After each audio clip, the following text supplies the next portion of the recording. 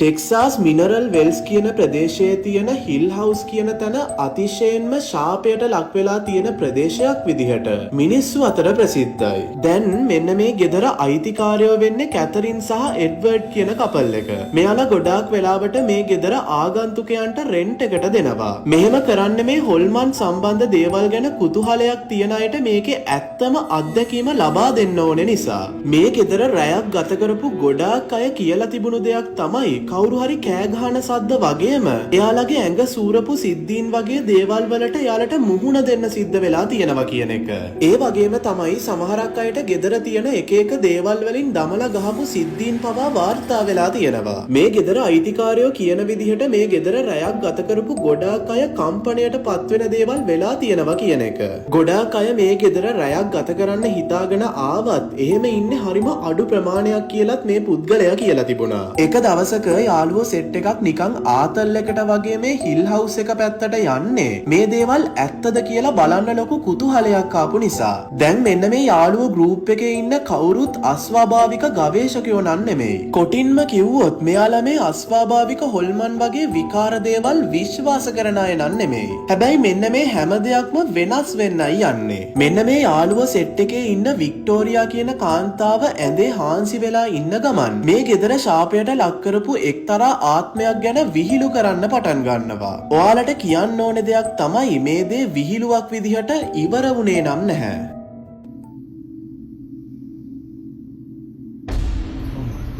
As you can see, she was yanked off the bed. This was not a fall. And then they ran out. We're going to rewind that and we're going to show you in regular screen.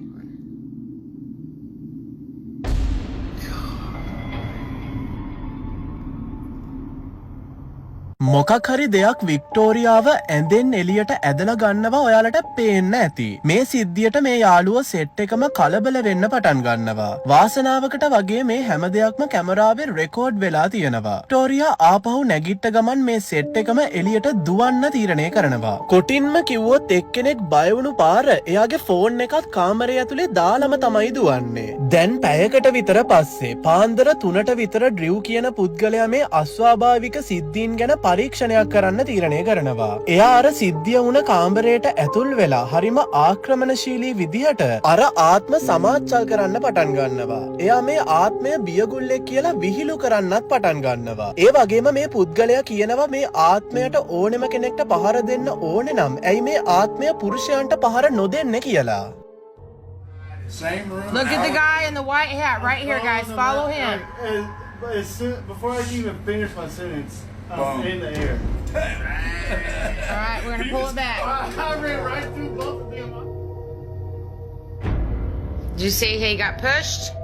එයා මේ දේවල් කියනවත් එක්ක ඩ්‍රිව්ගේ ප්‍රාර්ථනාව ඉෂ්ට වෙනවා. මොකක් හරි දෙයක් හරිම ප්‍රචණ්ඩකාරී විදිහට මේ පුද්ගලයාට පහර දෙනවා. මේත් එක්කම මෙතන ඉන්න එයාගේ යාළුවෝ දෙන්නත් කාමරෙන් එළියට දුවන්න තීරණය කරනවා. මෙතන තවත් අමුතු දෙයක් වෙනවා ඔයා එක දැක්කද කියන්න දන්නේ නැහැ. ඩ්‍රිව් වගේම එයාගේ යාළුවා මේ කාමරෙන් එළියට දුවනවත් එක්ක මොකක් හරි දෙයක් එයාලගේ පිටිපස්සේ තියෙන දොර වහනවා කැමරාවේ සටහන් වෙලා තියෙනවා. ඔයාලා මේක ටිකක් zoom කරලා බැලුවොත් ඔයාලට පේනවා දොරේ හැන්ඩල් එක හරිම අද්භූත විදිහට සෙලවෙනවා. හරියට නිකන් කවුරු හරි එක අදිනවා වගේ. මෙන්න මේ සිද්ධීන් එක්ක හිල් හවුස් කියන ප්‍රදේශය ජාතික පිළිගැනීමට ලක් වෙලා තියෙනවා. කොටින්ම කිව්වොත් මේක නිවුස් වල පවා ගිහිල්ලා තියෙනවා. ෂාන් ගිගී කියන්නේ ලෝකල් නිවුස් රිපෝටර් කෙනෙක්. ඔහු වැඩ කරන්නේ WFFA එකේ. මේ පුද්ගලයාත් හිල් හවුස් එකට යන්නේ මේ ගෙදර අයිතිකාරයෝ දෙන්නව ඉන්ටර්විව් කරන්න හිතාගෙන. හැබැයි මෙන්න මේ පුද්ගලයා හිතපු නැති දෙයක් තමයි එයාටත් මේ වගේ අద్භූත සිද්ධියකට මුහුණ දෙන්න වෙයි කියලා. මේ හැම දෙයක්ම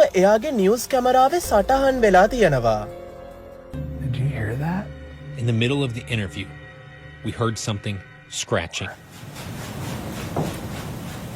My microphone didn't pick it up very well, but I'm being completely honest when I tell you I heard it clearly.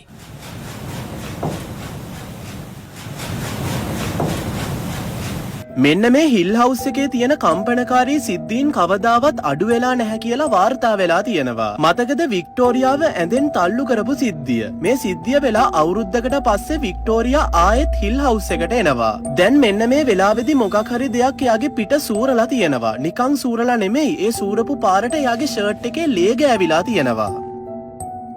Texas mineral springs වල තියෙන හිල් හවුස් එක ඇත්තටම ශාපලත් තැනක්ද? ඔයත් මේ ගෙදර රාත්‍රියක් ගත කරන්න කැමතිද? ඔයාගේ අදහස යටින් කමෙන්ට් කරගෙන යන්න අමතක කරන්න එපා.